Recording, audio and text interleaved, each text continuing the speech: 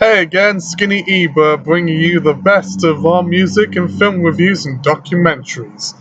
I finally listened to the new Prodigy album, No Taurus, which is their sixth album, believe it or not, after Invaders Must Die, and then The Day Is My Enemy, after the third album in their comeback. And I have to say, it's definitely a very entertaining experience. Listening to their music, it's very energetic, very rowdy. I definitely felt quite a good view vibes with tunes like Light Up the Sky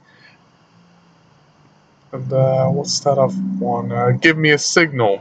And the reason why I like those two particular tunes, and that also includes Champions of London as well, is because some of the songs that I put on my recent album, Chaos, through my music name MXQ, because there's a lot of similarities between the two. They're quite upbeat in some of the tunes, and also very sort of almost an industrial influence in the music. It's very sort of grungy, gritty, and the sort of heavy on the bass lines. I definitely commend Liam Howlett, Keith, and Maxim for doing all that in their tunes. I've always been a fan of the Prodigy ever since I was young. I even went to their Milton Keynes Bowl concert that they performed at back in 2010. I saw them. They were playing alongside Enter Shikari. I think Pendulum was also playing there too, but I can't remember. I know Enter Shikari and the Prodigy were both playing, and I saw them, and it was great. I loved them ever since. I was so scared of looking at the album cover for Music for the Jilted Generation. I remember hearing Outer Space for the first time when I was a kid. I kept singing that, I'm going to sending outer space to find another race. It just cheered me up. And I love their music to this bit.